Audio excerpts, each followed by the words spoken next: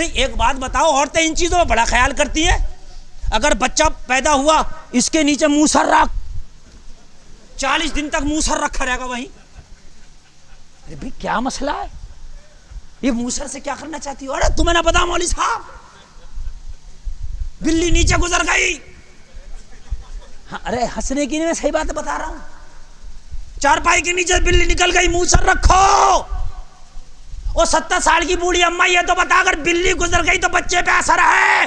اور یہ جو ٹھمکے لگائے جا رہے تھے بچے کی پیدائش پہ، یہ جو آتش بازیاں ہو رہی تھی بچے کی پیدائش پہ، یہ تو پتا اس کا اثر نہیں ہوگا. اور یہ جب بلی کا اثر ہے تو ان ڈانس پارٹیوں کا بھی اثر ہوگا.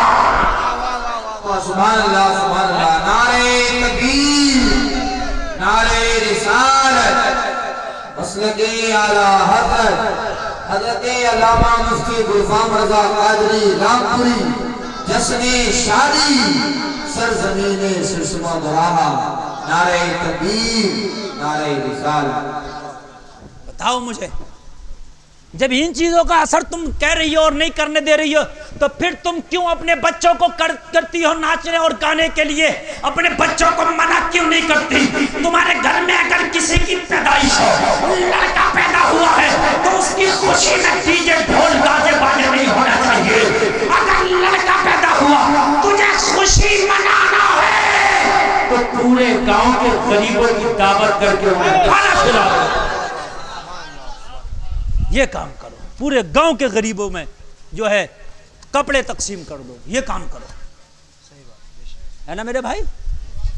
گھر کی عورتیں بڑے کام یہ نہیں کرنا، یہ نہیں کرنا، وہ نہیں کرنا، ہے نا؟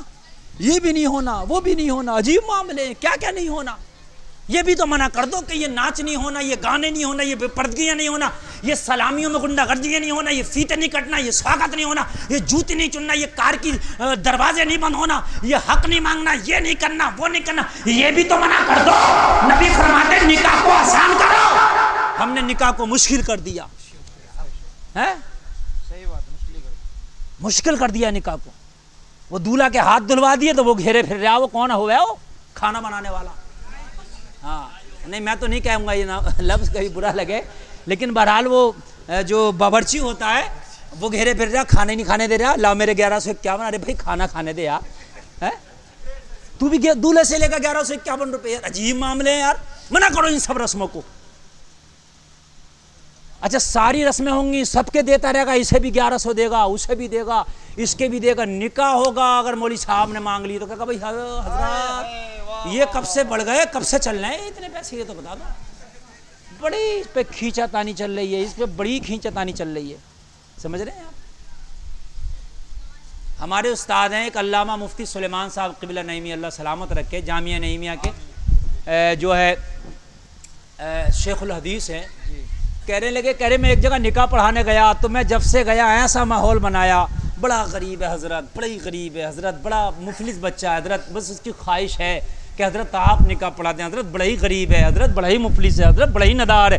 میں جاتے جاتے سوچنے لگا کہ یار الٹا اس کو کچھ دے کے تو نہیں آنا پڑے گا. بولے میں جانے لگا، جانے کے میں نے نکاح پڑھایا، چلو بھائی مفلس ہے، ندار ہے، غریب ہے. بولے مسافے میں 50 روپے دیے مجھے. کتنے روپے دیے؟ اور بولے اس کے بعد میں جب شور مچا، میں نے کہا بھائی کیا بات ہے بھائی، بڑا شور مچ رہا. بولے حضرات دولہا میاں کی برات میں مستانہ بینڈ ہے، اب وہ شروع ہوا ہے جس کی فیس ہی 40,000 ہے. 40,000 کا مستانہ بینڈ پورے گاؤں کو سر پہ اٹھا لیا، اور نکاح پڑھانے میں صبح سے ماحول بنایا جا رہا تھا. بڑا ہی غریب ہے. بولے میں نے 50 روپے اور جیب سے نکالے کے لیے بھائی میں نے واپس کر دیے، بھائی تو زیادہ ہی غریب ہے، اس کو رکھ لے. سمجھ رہے ہیں آپ؟ تو یار یہ بھی ہے، امام سے نکاح کے نذرانے پہ لڑ رہے ہو اور ادھر جو ہے 50,000 کے مستانے بینڈ ہو رہے ہیں. بھائی یہ بھی نہیں ہونا چاہیے. بات سمجھ رہے ہیں کہ نہیں سمجھ رہے ہیں؟ ہاں اللہ اللہ. شادیوں کو آسان کرو، غلط خرافات بالکل شادیوں سے نکال دو. شادی مجمع عام میں ہو، نکاح سب کی مرضی سے ہو، اور جو لڑکا لڑکی شادی کر رہے ہیں ان کی بھی رضامندی ہو. یہ بھی سن لی، یہ نہیں کہ خالی اماں ابا اڑے پڑے ہیں کہ نہیں میں تو ہوں ہی کروں گا، یہ بھی غلط ہے. اماں کہہ رہی ہے میں نے تو زبان دے دی، ابا کہہ رہے میں نے تو زبان دے دی. نہیں، اپنے بیٹے سے بھی پوچھ لو، میں زبان دینے جا رہی ہوں بیٹا، میں زبان دینے جا رہا ہوں، تیری بھی رضامندی ہے؟ اور بیٹی سے بھی پوچھ لو. اسلام میں دونوں کی رضامندی کے لیے ضروری ہے. زبان دو لیکن بیٹے اور بیٹی کی بھی رضامندی ہو. بات ہے کہ نہیں؟ یہ کچھ نہیں کہ میں نے تو زبان دے دی تھی. ابھی زبان دو تو ان سے بھی پوچھو جن کے ساتھ یہ شادیاں ہو رہی ہیں، جن کے ساتھ یہ معاملے ہونے ہیں. ایسے نہیں ہونا چاہیے، زندگی ان کو گزارنا ساتھ میں. اللہ اللہ. بس آخری بات اور تقریر میری ختم. کہہ دو سبحان اللہ. بس آخری بات میں بتا کے اپنی تقریر بس ختم کروں. اللہ اللہ. میرے نبی نے فرمایا عائشہ میری پہلی بیوی خدیجہ کیسے بھولوں اس کی وفاؤں کو. اس نے جب میرا ساتھ دیا تھا جب مکہ میں، اس وقت میرا ساتھ دینے والا کوئی نہ تھا. اس وقت خدیجہ نے میرا ساتھ دیا تھا جب مکہ میں چاروں طرف سے مجھے گالیاں دی جاتی تھی، پتھر مارے جاتے تھے.